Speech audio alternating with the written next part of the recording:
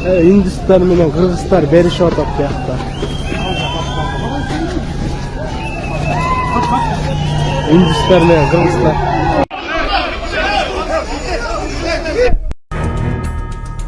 Бишкектин 7-апрель жана Огонбаев көчөлөрүнүн кесилишинде жергиликтүү тургундарды сабаган чет элдиктерден өч алгысы келген 200дөн ашык жигит чогулду. Бул тууралуу күбөлөр билдирди.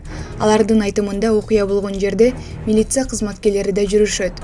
Буга чейин 13-майда Бишкекте чет элдиктердин катышуусунда массалык мушташ болгону маалымдалган. Окуя чет элдиктер жашаган жатаканалардын биринин куруусунда болгон. Алар бир нече жергиликтүү тургундарды сабап салган. Булак маалымат KJ.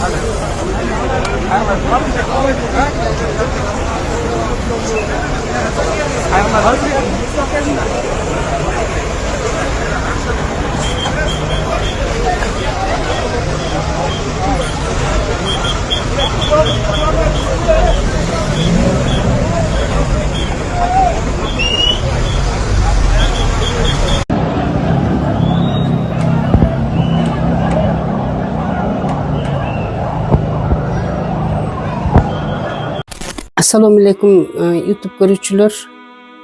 Бүгүн 13-май 2024 жыл. Сиздердин салган аманатыңыздарды алдык. 100 миң дагы да жардамыңыздар керек. Менин балам үчүн операциябыз $25,000 болгондуктан сиздерден дагы да кайрымдуулук сурайбыз. Ушу балама кайрымдуулук кылып коюңуздар. Ассаламу алейкум кыргыз элим. Атым Сыргак. Мен ушу сколиоз оорусу менен көп жылдан бери ооруп келем. Азыркы учурда сиздердин жардамыңыздарга муктажмын. Колуңуздардан келишинче жардам кылып коюңуздар. Биздин банк номер 5196 Калия М деп чыгат. Өзүмдүн апам. Россия өлкөсүнөн котором дегендерге 4386 Алтынай М деп чыгат. Өзүмдүн эжем ишеничтүү.